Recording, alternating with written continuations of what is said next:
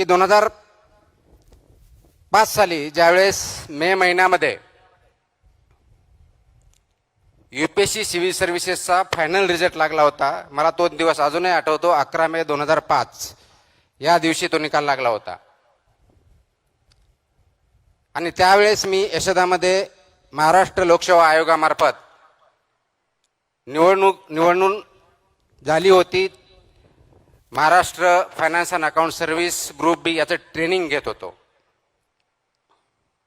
आणि त्या दिवशी निकाल लागल्यानंतर, भारतात विसावा आल्यानंतर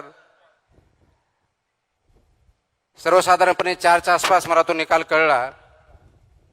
आणि 3:59 बरोबर असलेले क्लास 1 अधिकारी, मी क्लास 2 होतो, अगोदर तुकाराम म्हणून हाक मारायचे आणि 4 वाजता सर म्हणून हाक मारायला लागले.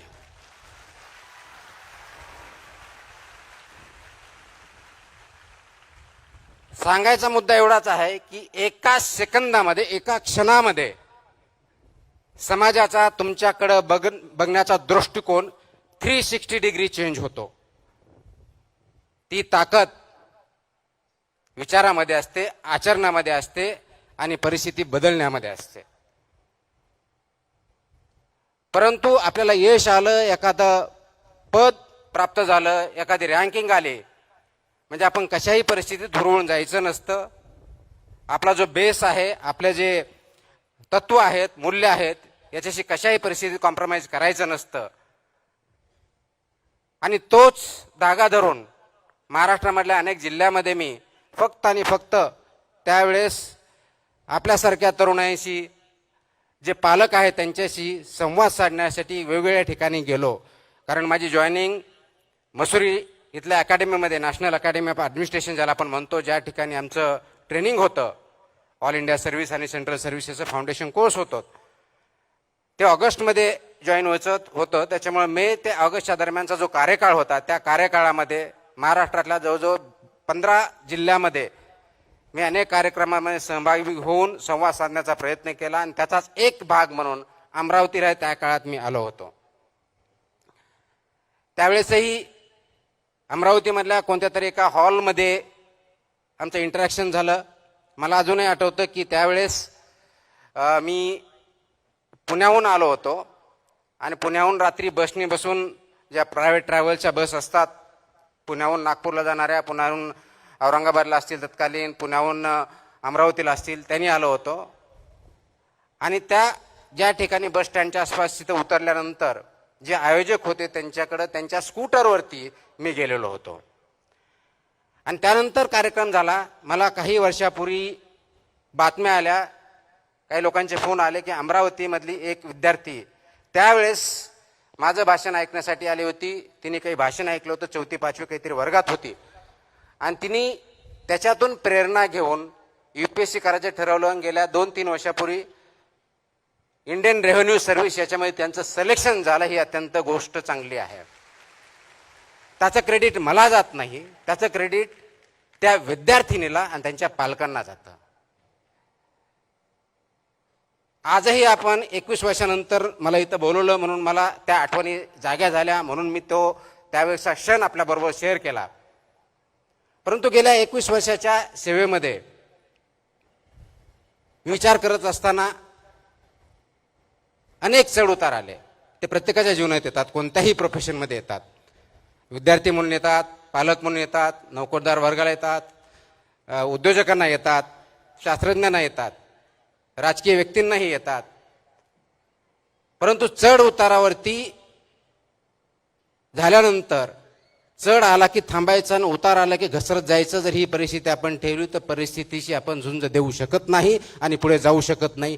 हा निश्चित मेसेज माझ्या 21 वर्षाच्या किंवा माझ्या टोटल वयाच्या जेवढे काय माझं वय झालेलं आहे त्या जीवनामध्ये मी पाहिलेलं आहे. आणि प्रत्येकाच्या जीवनामध्ये ज्यावेळेस चढ उतार येतात त्यावेळेस वाहत जायचं नसतं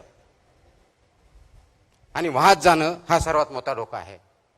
आज आपण 21व्या शतकावर ज्यावेळेस बोलतो, 4थ्या क्रांतीची नांदी आपण ज्याला बोलतो, आर्टिफिशियल इंटेलिजन्स, मशीन लर्निंग, या युगामध्ये नोकऱ्यावरती खूप मोठ्या प्रमाणात गदा आलेली आहे असं आपण म्हणतो.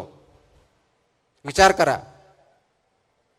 18व्या शतकात सुद्धा पहिली इंडस्ट्रियल रेव्होल्यूशन आली, त्यावेळेस सुद्धा हाच प्रश्न होता की नोकऱ्या जातील, लेबरचं काय होणार. नंतर दुसरी इंडस्ट्री आली, त्यावेळेस हे सांगितलं की आता ऑटोमेशन होईल, आता पूर्णपणे शेती उद्ध्वस्त होईल. तिसरी इंडस्ट्रियल रेव्होल्यूशन कम्प्युटरची आली, त्यावेळेस सांगितलं गेलं की आता माणसाची गरजच राहिली नाही. आणि आता चौथी इंडस्ट्रियल रेव्होल्यूशन आली, त्यावेळेस आपण म्हणतो की आता माणसाच्या बुद्धिमत्तेपेक्षाही मशीनची बुद्धिमत्ता पुढे गेली असल्यामुळं माणसाचं एक्झिस्टन्स राहील की नाही हाही प्रश्न आपण सध्या विचार करतोय, भेडसावतोय. कदाचित कम्प्युटर्स, IT, AI याच्यामुळे बुद्धिमत्ता वाढली असेल. प्रश्न बुद्धिमत्तेचा नाही आहे. आज सर्वांना पडणारा प्रश्न आहे तो बुद्धिमत्तेपेक्षाही आपल्यामध्ये विवेक आहे का याचा. ज्ञान आहे का माहिती आहे, आणि माहिती आणि ज्ञान जर असेल तर विवेक आपल्याकडे आहे का. कारण माहिती तर आज आपल्या सगळ्याच्या मोबाईल फोनवरती आहे. आपल्याला जर आठवत असेल, आमच्या लहानपणी असतील, आमच्या अगोदरच्या पिढ्या असतील, त्यावेळेस बघितलं ज्ञान घेण्यासाठी, माहिती घेण्यासाठी ग्रंथालयामध्ये जायचं, तिथं पुस्तक वाचायचे, शिक्षकाबरोबर चर्चा करायची. एखाद्या गोष्टीचा रेफरन्स किंवा अभ्यास करायचा असेल तर कोणतं पुस्तक वाचायचे हे शिक्षकांना किंवा जे शिकलेले आहेत त्यांना विचारायचं. मग ते पुस्तक अवेलेबल आहे की नाही ते बघायचं, लायब्ररीत जायचं, ते शोधायचं, त्याच्यातला पर्टिक्युलर तो टॉपिक त्याच्यावरती वाचायचं आणि त्याच्यानंतर माहिती घ्यायची. हा प्रवास असायचा. एवढे कष्ट फक्त माहिती घेण्यासाठी असायचे. गावागावात न्यूजपेपर नव्हते, लायब्ररीज नव्हत्या. शाळेमध्ये जे शिक्षक सांगतील किंवा आपले जे पाठ्यपुस्तक असतील याच्यापुढे आपल्याला अभ्यासाचं वेगळं काही वातावरण नव्हतं.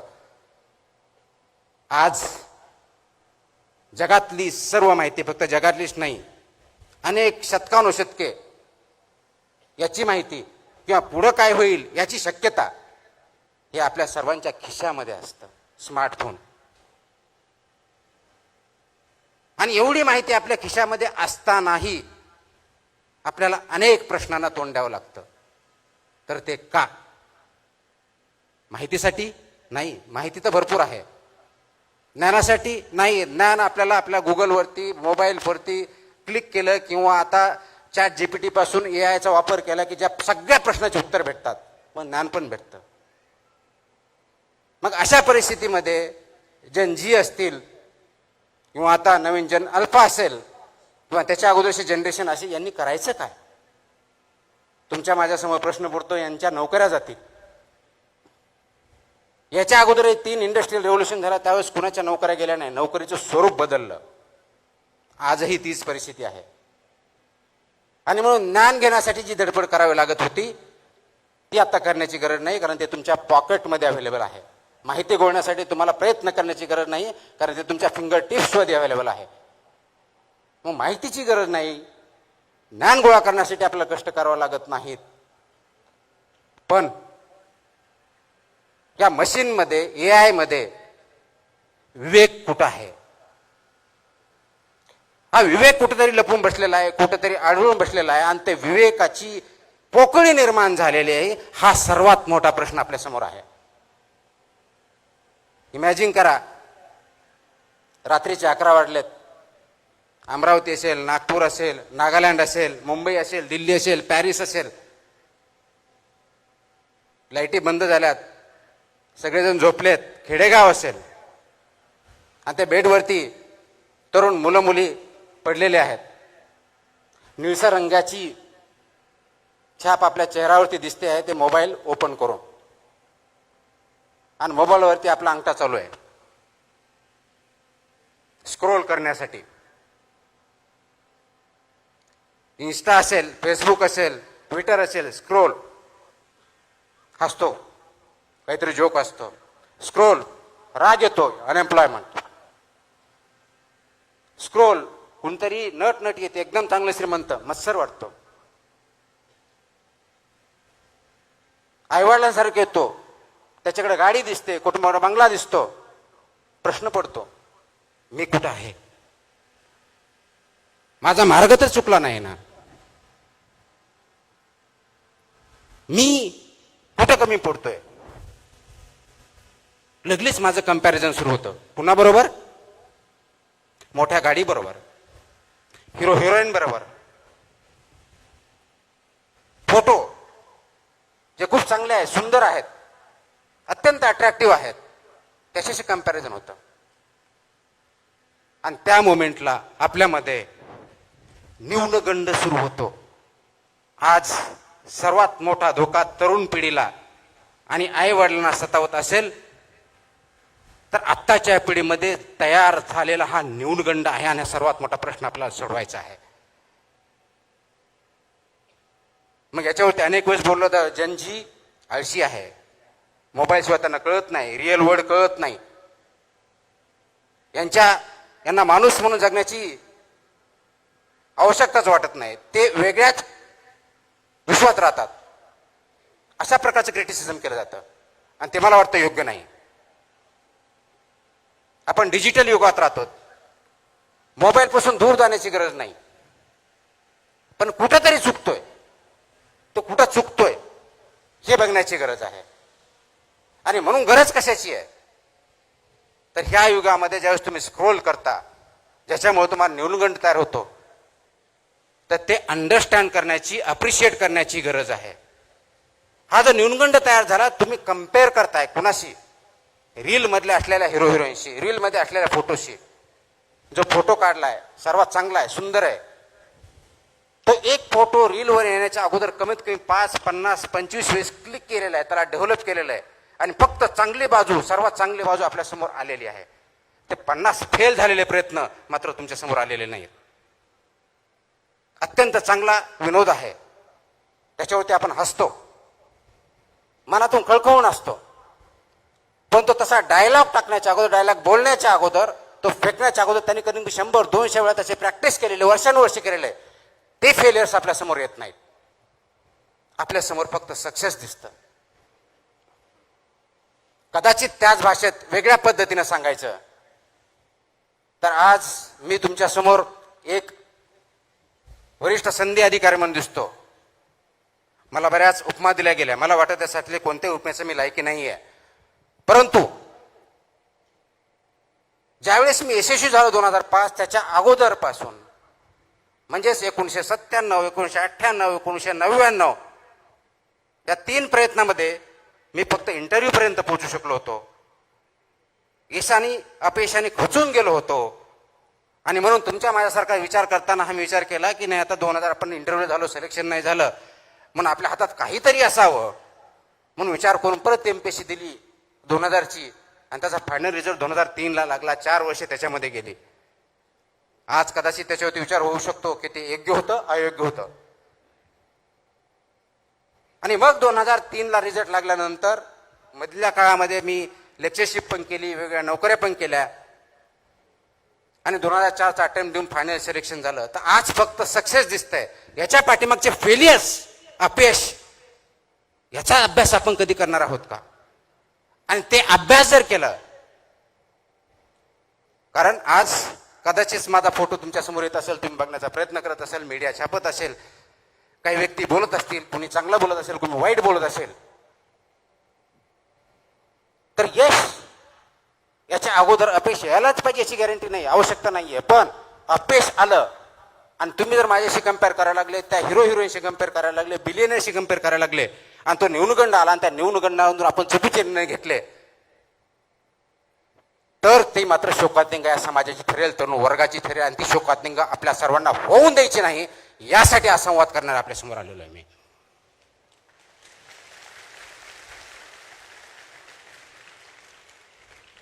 आता ही शोकांतिका का होऊ द्यायची नाही? कारण जगामध्ये जर बघितलं तर जनजी ज्याला म्हणतो आपण, सर्वसाधारणपणे 1997 ते 2012 ह्या काळात जन्मला आलेले हे सर्वजण अत्यंत तरुण आहेत. जगामधला सर्वात जास्त तरुण पिढी भारतामध्ये आहे. आणि जगातली सर्वात मोठी संपत्ती आता कोणती असेल ते तरुण. आणि तेही असे तरुण ज्यांच्याकडे जिद्द आहे, ज्यांच्याकडे ज्ञान आहे, अपार कष्ट करण्याची तयारी आहे, असे तरुण आपल्याकडे असताना तरी त्यांच्यामध्ये नैराश्य, न्यूनगंड ही धोक्याची घंटा आहे. आणि धोक्याच्या घंटेला सर्व स्तरावरून आपल्याला काम करावं लागणार आहे. ते सामाजिक स्तरावरती करावं लागणार आहे, कौटुंबिक स्तरावरती करावं लागणार आहे, राज्य स्तरावरती, देश पातळीवरती करावं लागणार आहे. तुम्हा आम्हाला सर्वांना मिळून करावं लागणार आहे. आणि ते कोणतं काम असणार आहे काढून टाकतो मी. आवाज येतोय? हे जर करायचं असेल तर आपल्याला याच्यामधला विचार समजून घ्यावा लागेल. ही जी नवीन पिढी आहे याला जुन्या रूढी परंपरा मान्य नाहीत.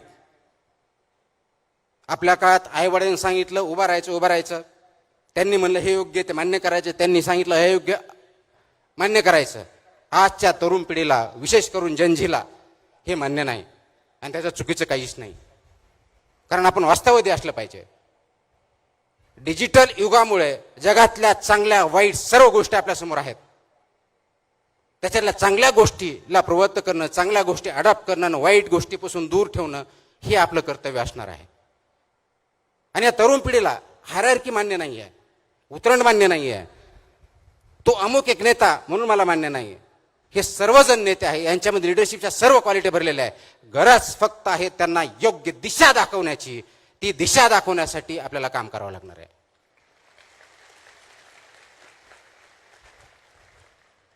आणि म्हणून आज जी दशा आपण बघतोय, दशातून दिशाकडे कसं जायचं, आणि ही जर दिशा आपण दाखवू शकलो तर जगाला आपण दिशा दाखवून जगामध्ये आपली सार्वभौम सत्तेसारखं जगातला सर्वात पॉवरफुल राष्ट्र बनवायला जास्त वेळ लागणार नाहीये. आणि ते करण्यासाठी दिशा कशी द्यायची? कुणी म्हणेल आम्हाला नोकऱ्या भेटत नाहीत. अग्रीड, नोकरीसाठी प्रयत्न केलेच पाहिजेत.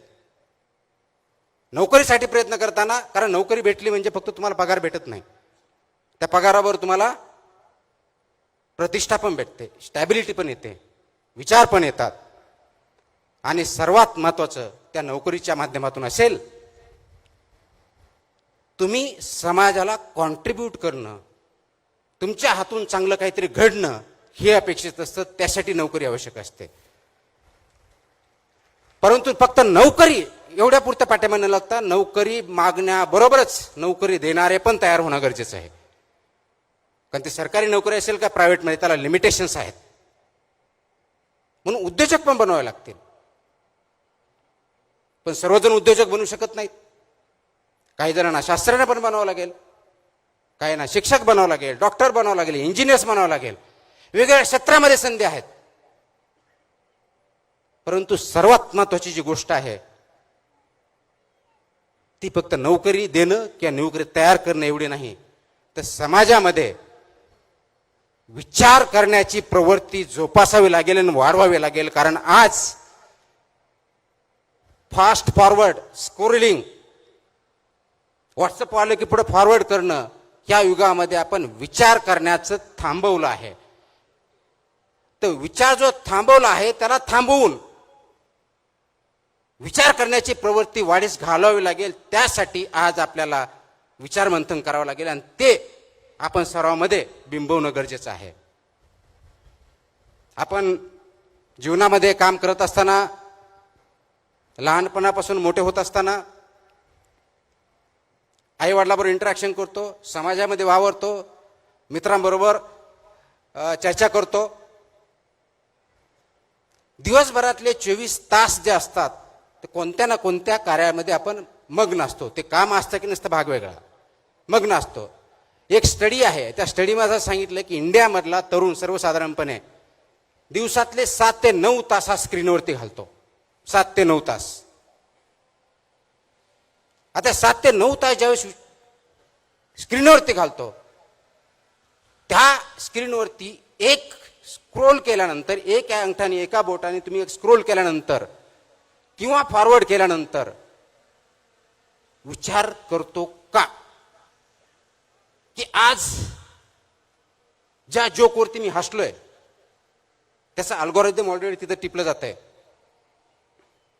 ज्या फोटोवरती मी नॉट लाईक म्हटलंय तो परत आपल्यासमोर येणार नाहीये. ज्याच्यावरती मी टीका केली आहे ते रोज रील्स मला परत भेटणार नाही आहेत. ज्याला मी लाईक केलंय ते सर्व माझ्यासमोर येणार आहेत. आणि हे 2-3 दिवस झालं की आपल्या मोबाईलवर फक्त आणि फक्त आपल्याला जे आवडतं तेच रील्स यायला, बातम्या यायला, स्क्रोल्स यायला चालू होते.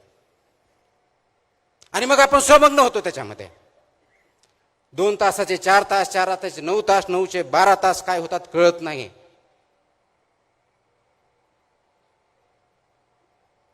मोबाईल तुम्ही वापरत आहात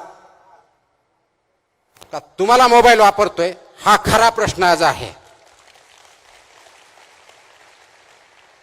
स्क्रीन तुम्ही चालवत आहात का स्क्रीनच तुम्हाला चालवते याच्यावरती विचार करण्याची, थांबण्याची गरज आज आपल्या सर्वांमध्ये आलेली आहे. मला वाटतं तो जर विचार आपण केला तर अनेक प्रश्न गुंतागुंतीचे जे आपल्याला वाटतात ते सरसकट सुटू शकतात.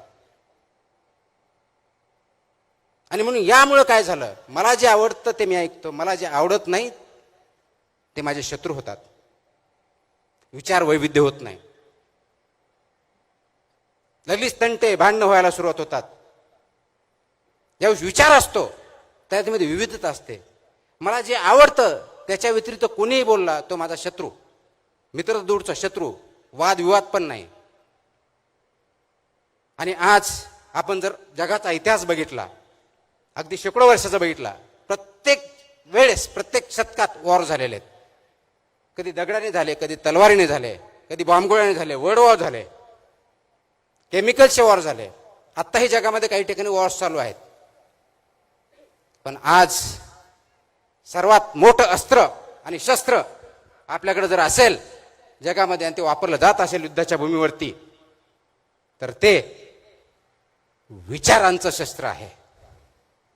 आणि तो विचार ह्या रील्सच्या माध्यमातून, अल्गोरिदमच्या माध्यमातून तुमच्यापर्यंत पोहोचवला जातोय. तुमचा डोपामाइन इन्क्रीज केला जातोय. आणि हे सगळं अल्गोरिदम सिलिकॉन व्हॅलीमध्ये ज्या कंपन्या बनवतात त्यांना 100% माहिती आहे. आणि त्या अनुषंगानेच हे अल्गोरिदम बनवलेलं आहे, ह्या रील्स बनवलेल्या आहेत. आणि त्याचा बळी तुम्ही आणि मी, आणि विशेष करून भारतासारखा देश ज्या ठिकाणी सर्वात जास्त तरुण मंडळी आहेत त्या ठिकाणी होतोय.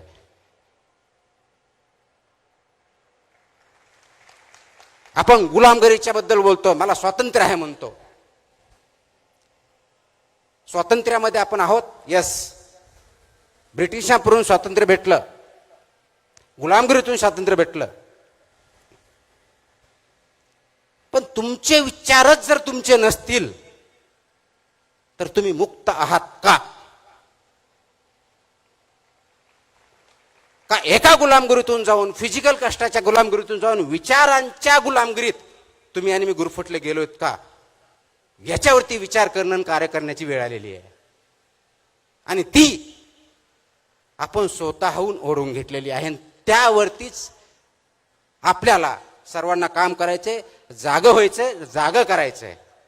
आणि म्हणून अल्गोरिदम जे आपल्याला आवडतं तेवढंच न बघता, फक्त माहिती न घेता, फक्त नॉलेज न घेता, इथंच विवेक जागा करायचा आहे, इथंच विवेकवादी विचार करायचा आहे. इथं थोडं थांबायचंय, पॉज घ्यायचा आहे. मी अनेक वेळेस बोलतो, पॉज घ्या. जो प्रवाह चाललाय, रील्स असेल, आपण जीवन चालत असू, घरामध्ये वागत असू, आणि सो कॉल्ड आपण वादविवाद करूचो, वाद होतच नाहीत, खूप मोठ्या प्रमाणात भांडणच होतात. विचारांची देवाणघेवाण होत नाही, फक्त देवाण होते.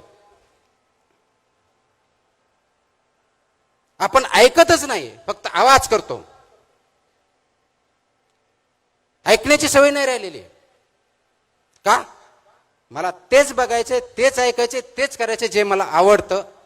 त्या गुलामगिरीत आपण जर फसलो आहोत तर त्याच्यातून बाहेर येण्यासाठी एकमेव मार्ग ज्ञानाच्या पलीकडे जाऊन, तो मशीनमध्ये नाही आहे, तो अल्गोरिदम मध्ये नाही आहे, तो AI मध्ये नाही आहे. आणि तो म्हणजे फक्त आणि फक्त विवेक हा आहे. आणि ते विवेकाची कास घेणं, कास धरणं आणि त्याच्यावरती चालणं ही अत्यंत महत्वाची गोष्ट आहे. महाराष्ट्र राज्याला खूप मोठा इतिहास आहे.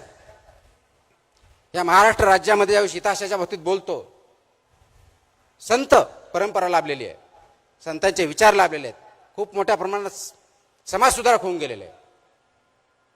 जगाला त्यांनी मार्ग दाखवला.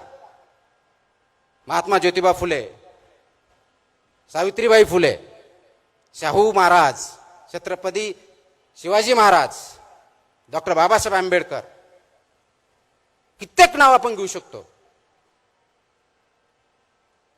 त्यांनी समाजामधल्या वेगवेगळ्या प्रतिष्ठा, चुकीच्या गोष्टी याच्या विरुद्ध काम केलं, विचार मांडले, त्याच्यासाठी शक्य अशक्य प्राय सगळ्या गोष्टी सहन केल्या आणि आज आपण त्यांच्यामुळे पुढे आहोत. परंतु त्यांनी दाखवलेल्या मार्गावरती आपण चालत आहोत का, हा विचार करण्याची वेळ तुमच्या माझ्यावरती आलेली आहे. गुलामगिरीचे आसूड हे पुस्तक वाचलं किंवा डॉक्टर बाबासाहेब आंबेडकरांचे अनाहिलेशन ऑफ कास्ट वाचलं किंवा शिवाजी महाराजांचं स्वराज्याचं स्वप्न बघितलं, महात्मा गांधींचं अहिंसा सत्य हे प्रिन्सिपल जर बघितले, याच्या किती प्रिन्सिपल्स होती, तत्वावरती आपण वाटचाल करत आहोत, हा प्रश्न प्रत्येकाने स्वतःला विचारायचा आहे. जयंत्या खूप साजरा करतो, विचार, कारण जयंत्या साजरा करण्यासाठीही फक्त फूल, त्याचे रील आणि रील फॉरवर्ड याच्या पलीकडे आपण जात नाही. पण त्यांचे विचार आचरणासाठी आपण काय करतोय, हा खरा प्रश्न आहे. आणि ह्या विवेकवादी होण्यासाठी आपल्याला थोडं थांबावं लागेल. आपला जो फ्लो चाललाय त्याला स्लो करावा लागेल. मलाही अनेक वेळेस असं बोललं जातं, खूप जणांनी बोलतात आणि चांगल्या भावनेतून बोलतात, तुम्ही प्रवाहाच्या विरुद्ध का नेहमी जाता? पाण्यात नदीत राहून मगरीशी वैर घ्यायचं नसतं, हाही मला सल्ला दिला जातो. आपण सिस्टमचा भाग आहेत, तर सिस्टमची वैर घेऊन तुम्ही काय करणार, बदल्यापेक्षा दुसरं काही भेटणार नाही, हेही मला सांगितलं जातं. आणि खरा प्रश्न तिथंच आहे. ना मी सिस्टमच्या विरोधात असतो, ना मगरीशी माझं वैर असतं, ना मला कुणाविरुद्ध काही भांडण करायचं असतं. माझा प्रश्न असतो की जो प्रवाह आहे, ज्या दिशेने चाललाय, ज्या वेगाने चाललाय, ज्या उद्देशाने चाललाय, तो योग्य आहे का अयोग्य आहे, याच्यावर आपण थोडं थांबूया. 10 सेकंद, 5 सेकंद, 15 सेकंद, 30 सेकंद एवढा विचार करूया. आपण करतो का? तुम्ही स्वतःला प्रामाणिकपणे आता एक प्रश्न विचारा. एक 10 सेकंद मी पॉज घेतो.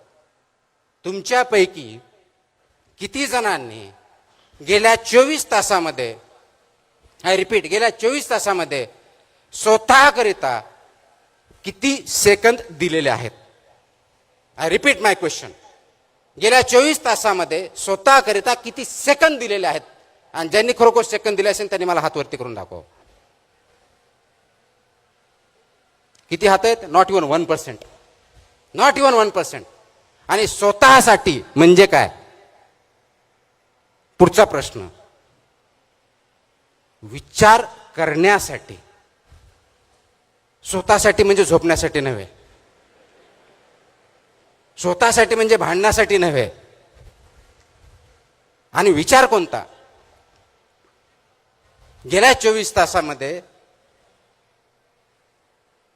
माझ्यामध्ये, स्वतःमध्ये अशी कोणती वाढ झाली ज्याच्यामुळं मी स्वतःला माणूस म्हणून संबोधू? असा किती जणांनी प्रश्न विचारला? गेल्या 24 तासामध्ये मी असं काय केलं की समाजाला काहीतरी मी कॉन्ट्रीब्यूट केलं, कुणाची तरी मदत केली, कुणाचा तरी प्रॉब्लेम सॉल्व्ह केला, कुणाला तरी आनंदी केलं? का? मी सिनेमाला गेलो, मी बघितलं, मी खेळलो, हा स्वतःसाठीचा वेळ नाहीये.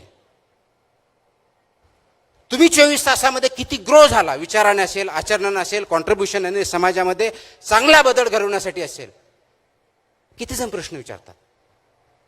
आणि जर याचं उत्तर नसेल तर त्याचा अर्थ एवढाच आहे तुम्ही माणूस म्हणून जगत नाहीत, तर प्रवाहामधला एक ओंडका म्हणून जगत आहात. जिकडं वारं जाईल, जिकडं राहिलं त्या ठिकाणी काम करतायत.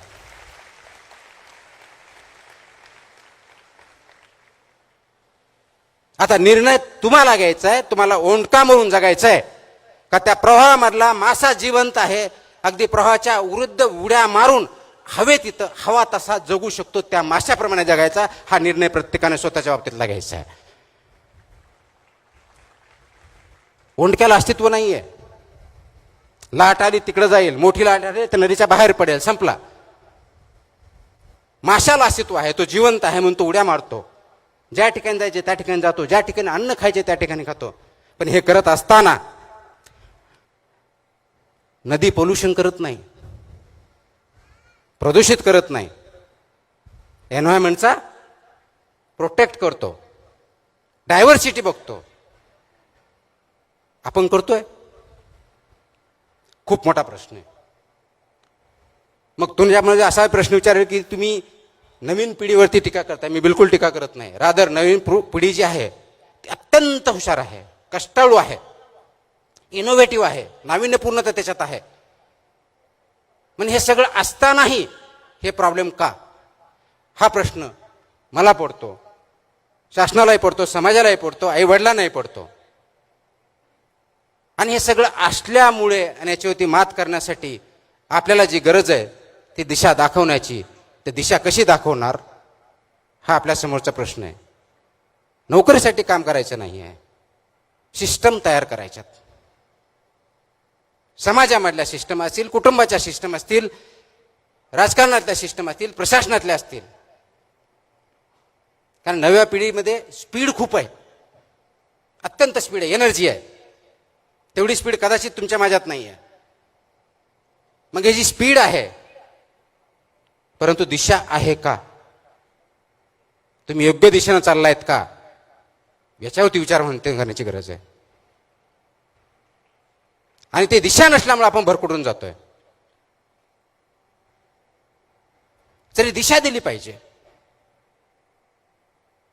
डिजिटल आहे, मोबाईल बंद करणं पर्याय नाही. फक्त मोबाईलवरती तुमचा कंट्रोल पाहिजे, मोबाईलचा कंट्रोल तुमच्यावरती नको, हे बघितलं पाहिजे. आणि हे जर करायचं असेल तर या नवीन पिढी ज्या संक्रमणातून जाते ते आपण ऍक्सेप्ट केलं पाहिजे. आज आपली तयारी ती आहे का समाजाची? मला वाटतं बऱ्याच अंशाचं उत्तर नाही असं आहे. आणि म्हणून प्रॉब्लेम निर्माण झालेले आहे. ही जी संक्रमण अवस्था आहे समाजाची आहे, ही संक्रमण अवस्था नव्या पिढीची आहे. त्यांना जे गोष्ट ध्येय गाठायचे आहेत त्यासाठी ते धडपड करतायत. ही एनर्जी जी आहे ती एनर्जी चॅनलाइज करायची आहे. कारण अनकंट्रोल ऊर्जा जी असते त्याच्यामधून स्फोट होऊ शकतो. पण ती जर कंट्रोल केली तर त्याच्यामधून पाहिजे ती एनर्जी ज्या उद्देशासाठी करायची ती आपण तयार करू शकतो. ही जी नव युवक आहेत, नवीन जनरेशन आहे, त्याला ती एनर्जी देण्याची, हे संक्रमण अवस्था जाणून घेण्याची आणि त्याच्यातून त्यांच्याबरोबर चालण्याची, त्यांच्या विचार समजून घेऊन पुढे जाण्याची गरज आपल्या सर्वांना आहे. आणि त्यासाठी आपण काम करणं गरजेचं आहे. हे करत असताना खूप मोठ्या प्रमाणात प्रश्न येऊ शकतात, अडचणी येऊ शकतात. आणि म्हणून जगामध्ये आता जर बघितलं तर बदलाचे वारे भयंकर आहेत. काही दिवसापूर्वी भारतामध्ये खूप मोठ्या प्रमाणावरती आंदोलन झालं. आणि मी आता जसं म्हटलो त्यावेळेस त्या जनरेशनला, ज्याला जनजी म्हणतो, त्यांना लिडरशिप अशी एक हायरार्की चालत नाही. प्रत्येकजण त्याच्यामध्ये लीडर आहे. का लीडर आहे? त्याच्या अपेक्षा आहेत, आकांक्षा आहेत, ॲस्पिरेशन्स आहेत. ते फुलफिल होण्यासाठी ज्यांना आपण आळशी म्हणतो, ज्यांना आपण क्वेश्चन करतो की आळशी आहे म्हणून, ती जनरेशन सर्वात जास्त क्लायमेट चेंजवर बोलते. ती जनरेशन सर्वात जास्त टेक्नॉलॉजीवर बोलते, टेक्नॉलॉजीवरती काम करते. ती जनरेशन मेंटल इलनेस बंद ओपनली बोलते. म्हणजे माझ्या अगोदरच्या काळात किंवा माझ्या अगोदरच्या पिढ्यामध्ये जर बघितलं, मेंटल इलनेस बघितलं तर वेडा म्हणायचे. आज नवीन जनरेशनमध्ये तेवढं धैर्य आहे, तेवढं करेज आहे की आमचा मेंटल इलनेस आहे तो इलनेस नाही आहे. एखादी गोष्ट ॲक्सेप्ट करण्यासाठी जे करेज लागतं ते त्यांच्यामध्ये आहे आणि ते करेज आपल्या तुमच्यामध्ये करायचीच नसेल. त्या धैर्याला तुमची साथ देणार आहात की नाही, हा महत्वाचा मुद्दा आहे. आणि मग जगामधले सर्वात मोठे जे प्रॉब्लेम आहेत, टेररिझम असेल, विचार वेगळ्या पद्धती असतील, क्लायमेट चेंज असेल, डिजिटल रेव्होल्युशन असेल, हे ॲक्सेप्ट करून ही जी एनर्जी आहे ती चॅनलाइज करायची आहे.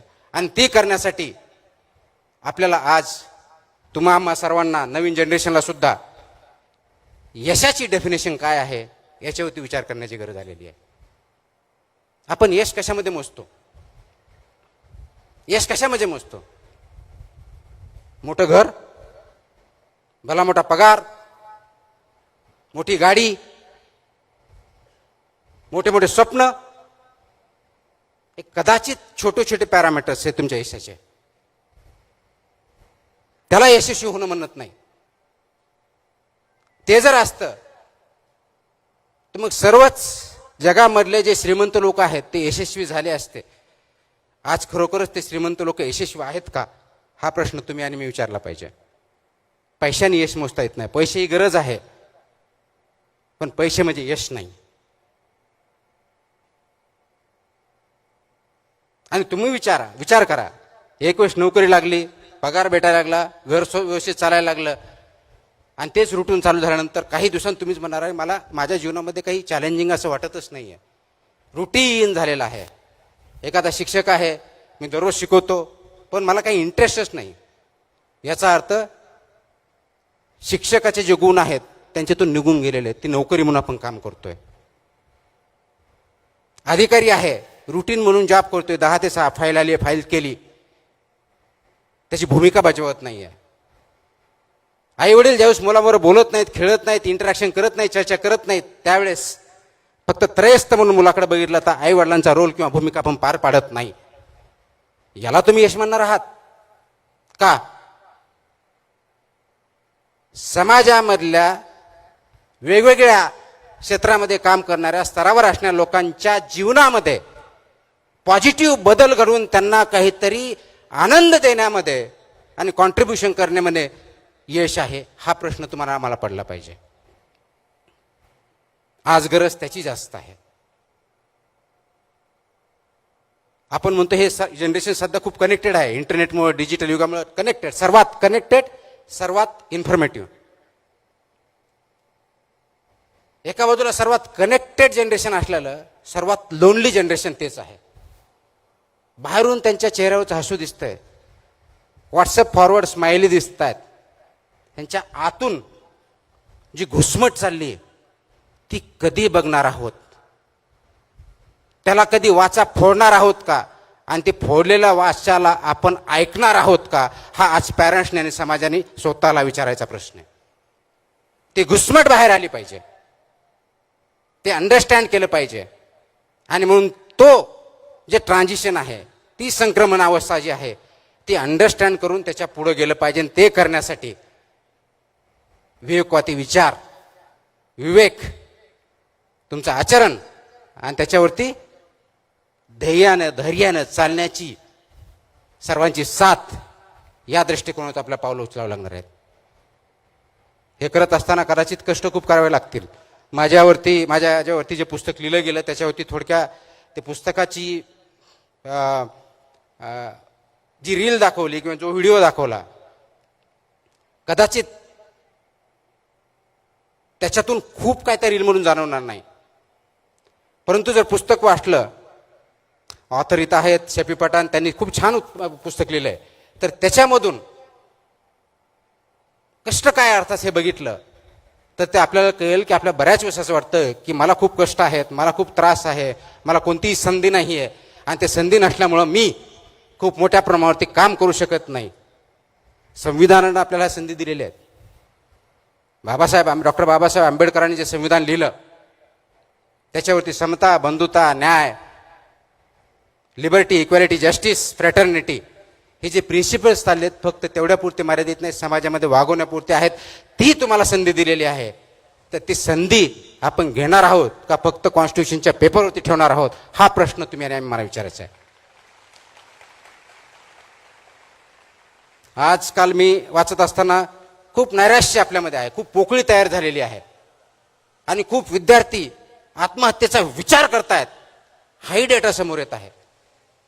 हा जो आत्महत्येचा डेटा, विचार येण्याचा जो डेटा आहे, जो प्रमाण आहे, ते वाढण्याचं कारणच ही घुसमट आहे, लोनलीनेस आहे.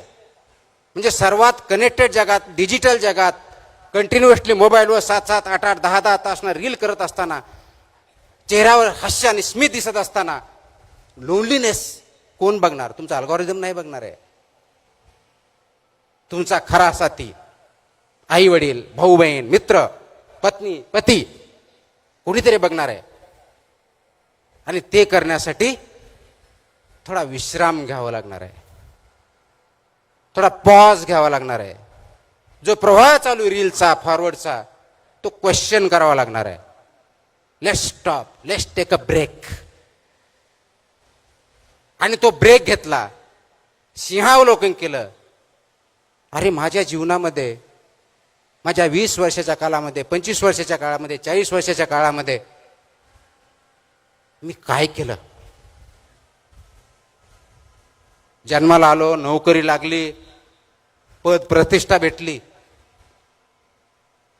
इतिहासामध्ये असे बरेच अधिकारी आले, पदाधिकारी आले, नेते आले. किती जणांची नोंद आहे? सर्वात श्रीमंत माणूस किती नोंदी आहेत? सर्वात मोठा वॉरियर किती नोंदी आहेत? महात्मा गांधी किती श्रीमंत होते? नेल्सन मंडेला किती श्रीमंत होते? डॉक्टर बाबासाहेब आंबेडकर कोणते मोठे बंगले होते? शिवाजी महाराजांनी स्वतःचे असे किती बंगले बांधून त्याच्यात राजवाडे तयार केले होते? त्यांना आपण का विसरत नाही? जगाच्या इतिहासावरती, आपल्या काळजावरती त्यांचं नाव का कोरले गेलेली आहेत? का आपण फक्त बिल गेट्सचं आणि यांचंच नाव घेऊन पुढे जातोय का? कारण ह्या महान व्यक्ती ज्या आहेत, त्यांनी पैशाच्या जोरावर त्यांचं नाव कमवलेलं नाहीये. नाव कमवण्यासाठी त्यांनी कधी काम केलेलं नाहीये. त्यांनी आपल्या काळजावर ठसा उमटला तो समाजामध्ये दिलेल्या देणगीसाठी आणि समाजाला उच्च प्रतिमा नेण्यासाठी केलेल्या कष्टामुळे आपण केलेला आहे.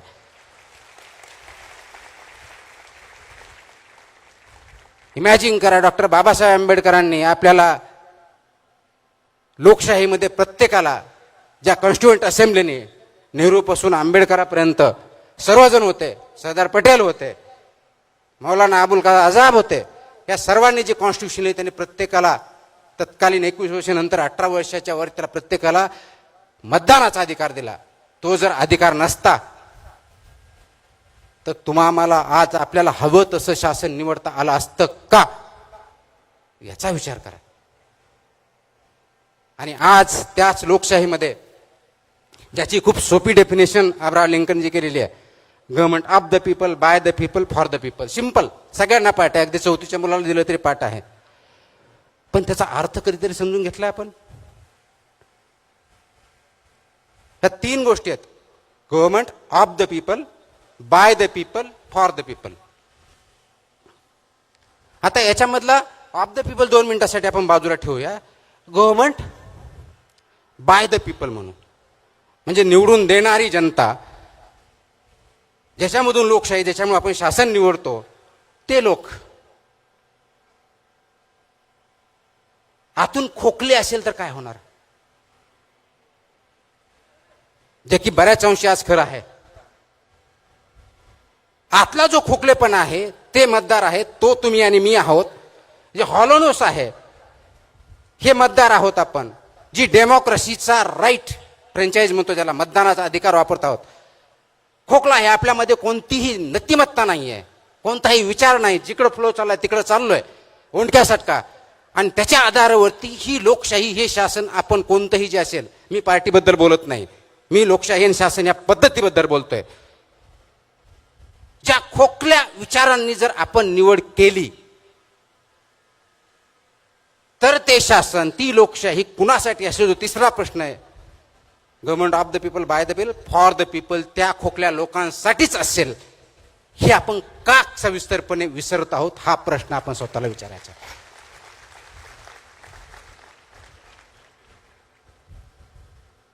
हा दिलेला हक्क आहे आपल्याला. आणि लोकशाही म्हणजे फक्त मतदार नव्हे, मतदान 5 वर्षातून एकदा करायचंय निवडणुकीमध्ये. लोकशाही त्याच वेळेस टिकते, त्याच वेळेस समृद्ध होते, त्याच वेळेस वाढते ज्या वेळेस त्या लोकशाहीमध्ये फक्त मतदार नसतात तर जागरूक नागरिक असतात. त्यावेळेस ती लोकशाही टिकतेने वाढते. मग ते जागरूक नागरिक तुम्ही आणि मी आहोत का, याचा विचार आपण करतोय का? का फक्त मतदानाच्या वेळेस 60च्या ऐवजी 80% मतदान झालं म्हणजे आमची लोकशाही प्रगल्भ झाली, ह्या घोषणा देण्यापूर्वच मर्यादित आहे का? हाही प्रश्न तुम्ही आणि मी स्वतःला विचारला पाहिजे. आणि म्हणून स्वातंत्र्य असून चालत नाही, फक्त मानून चालत नाही. आज तुम्हाला मला हा प्रश्न विचारावा लागेल, प्रत्येक गोष्ट जी आपण वाचतोय ती खरी आहे का? कारण अल्गोरिदम विचाराचं प्रदूषण एवढ्या मोठ्या प्रमाणात वाढलेलं आहे आणि प्रत्येक गोष्ट फॉरवर्ड विचारामध्ये algorithm, reels, social media, even पुस्तकं. कारण त्या पद्धतीनं एकच गोष्ट रिपीटेटिव्ह करून सांगितलं की खरी वाटते. जो मोठ्याने बोलतो तो आवाज, आणि ह्या आवाजामध्ये दबला जातो तो विचार, हा प्रॉब्लेम झालेला आजचा. आज आवाज वाढला पाहिजे का विचार, हा प्रश्न आपण कोणी विचारत नाही. आवाज मोठा कुणाचा, विचार कुणाचा, हा प्रश्न आपण विचारत नाहीये. आणि म्हणून तो विचार मोठा करायचा जर असेल तर आवाजाला लहान करावं लागेल. ही तयारी आपली स्वतःची, आपल्या स्वतःच्या कुटुंबापासून कम्युनिटीपर्यंत, समाजापर्यंत सर्वांची असेल तर आणि तरच तो समाज आणि ते कुटुंब आणि कम्युनिटी पुढे जाऊ शकते. अन्यथा आपण जी स्वप्न बघतोय ती दूर दूर चलत राहणार आहेत. आपण ते स्वप्न कधीही पादाक्रांत करू शकणार नाही. मग आपण पुढच्या पिढ्यांना काय देणार आहोत? तर पुढच्या पिढ्यांना हा विचार दिला पाहिजे, आवाज नाही. पुढच्या पिढ्यांना ऐकण्याची सवय लावली पाहिजे. त्यासाठी स्वतः आपण ऐकायला शिकलं पाहिजे. अगोदर मला ऐकावं लागेल, त्यांचं म्हणणं काय, त्यांची ट्रान्झिशन काय, इच्छा काय, आकांक्षा काय, अपेक्षा काय, त्यांच्या अडचणी काय आहेत, ते ऐका, त्याच्यावरती विचार करा. आणि मग त्यासाठी आवश्यक असलेला सिस्टम तयार करा आणि त्याच्यावरती पादांकरण करण्याचा आपण सर्वांनी प्रयत्न केला पाहिजे. तरुण मित्रमैत्रिणींनो, तो खूप मोठ्या संख्येने आलात, मला माहिती खूप वेळ झालेला आहे. मला आता सांगण्यात आलं की जी स्पर्धा घेतली त्यासाठी कोल्हापूरची मुलगी, लातूरची मुलगी प्रथम आली. ती तिच्या आईवडील असेल इथं लातूरहून इथं आलेली आहे आणि त्यांना बक्षीस फक्त सर्टिफिकेट देणार आहेत माझ्या माहिती, आणि पुस्तकाच्या पेक्षा वेगळं काही नाही. हा विचार जर तिला घेऊन येत असेल तर त्याच्यापेक्षा दुसरा विचार करण्याची आवश्यकता नाही, हे महत्वाचं आहे.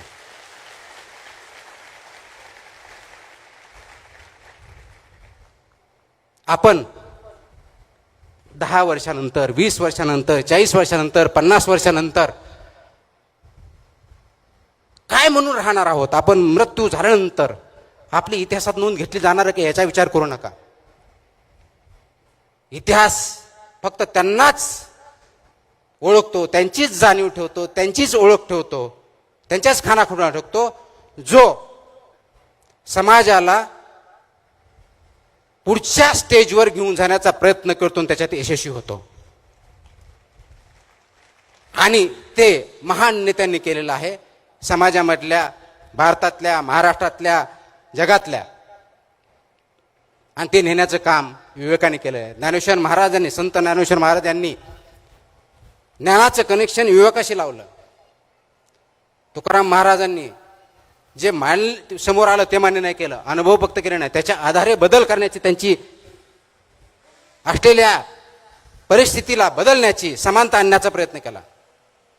शिवाजी महाराजांनी नैतिकता जोपासली आणि स्वराज्य ही संकल्पना सर्वात अगोदर शिवाजी महाराजांनी दिली. डॉक्टर बाबासाहेब आंबेडकरांनी सामाजिक न्यायाची घोषणा केली. पण हे सगळं करण्याच्या अगोदर त्यांच्या मनात तो विचार आला आणि त्या विचारावरती त्यांनी काम केलं, म्हणून हे त्यांना शक्य झालं. 21व्या शतकातला भारत समाज किंवा स्वतः तुम्ही आणि तुमची पिढी, तुमचे मुलं हे घडवायचे जर असतील तर प्रथमतः गरज काय असेल तर तुमच्यामध्ये तो विचार येण्याची, त्याच्यावरती रुजवण्याची आणि त्याच्यावरती काम करण्याची. ही तयारी तुमची, माझी, समाजाची आणि नवीन जनरेशनची आहे का, हा प्रश्न तुमच्या समोर आहे. आणि ही जर विचार करण्याची प्रवृत्ती नसेल, रुजवण्याची साठी प्रयत्न करणार नसाल, याच्यामध्ये सहभागी होणार नसाल, तर आपण जो जगामधला सर्वशाली देश बनण्याचं स्वप्न बघतोय ते तर दूर राहा. आपण स्वतःही कुटुंबही तेवढं सर्वशाली, महान किंवा शक्तिशाली होणार नाही. ही क्लिअर कट अधोरेखित करण्याची गोष्ट आहे. आणि म्हणून त्या दृष्टीनं काम करण्यासाठी आज आपल्याला काही गोष्टी मान्य कराव्या लागतील, त्याच्यावरती काम करावं लागेल. आणि ते सर्वात महत्वाची माझ्या दृष्टिकोनातून जी गरज आहे ती समाजामध्ये नैतिकता या गोष्टीची आहे. नैतिकता जोपर्यंत वाढत नाही, नैतिकता जोपर्यंत अंगीकारत नाही, तोपर्यंत त्या समाजाचा, त्या कुटुंबाचा, त्या कम्युनिटीचा जगात कधीच उद्धार झालेला नाही. असे अनेक उदाहरणं आतापर्यंत आहेत. ती नैतिकता म्हणजे काय?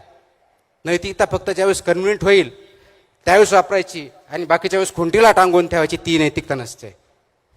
नैतिकता ती असते ज्यावेळेस तुम्ही खरोखर अडचणीत असता त्यावेळेस सुद्धा ते प्रिन्सिपल, ते व्यक्ती, ती व्हॅल्यू, त्याची गाठ तुमच्या बरोबर राहते, तुम्ही सोडत नाही, त्याला नैतिकता म्हणतात. आणि म्हणून मला अनेक वेळेस सांगितलं जातं की तुम्ही असं केलं असतं तर आणखी असं काही करता आलं असतं. एखादा व्यक्ती आहे, तो शिक्षक आहे, प्राध्यापक आहे, प्रिन्सिपल आहे, त्याच्या कॉलेजमध्ये ॲडमिशन होत आहेत आणि मेरिटनुसार एक्स व्यक्तीचा नंबर लागतोय, परंतु त्याला कुणीतरी पैसे देतोय, कुणीतरी संस्था सांगते किंवा कुणातरी फोन येतोय, दबाव येतोय, म्हणून तो वाय व्यक्ती त्या मेरिटपेक्षा खालच्या मुलाला ज्यावेळेस ॲडमिशन देतो त्या मोमेंटला तो प्रिन्सिपल म्हणून काम करत नाही, तो फक्त बाहुलं म्हणून काम करतो. आपल्याला बाहुले नको आहेत, आपल्याला ते प्रिन्सिपल म्हणून काम करण्याची गरज आहे. आणि आपणही व्यक्ती म्हणून माझा मुलगा आहे हो, ओळखीच्या ते मदत करा, काय फरक पडतोय का बाजूला गेलेला, हेही म्हणण्याचे आपण बंद केलं पाहिजे. कारण याची सुरुवात समाजापासून होते. टाळी कधीही दोन हाताने वाजत असते. आपला हात चांगल्या गोष्टीसाठी पुढे करा, वाईट गोष्टीसाठी नाही. आपलं पाऊल, आपला प्रवाह योग्य आहे की नाही ते विचारा. योग्य असेल तर पाऊल त्या दृष्टीने टाका, अयोग्य असेल तर योग्य दिशा ठरवा, त्याच ठिकाणी योग्य पाऊल उचला. भविष्य तुमचं आणि माझं असेल. एवढंच बोलतो. जय हिंद.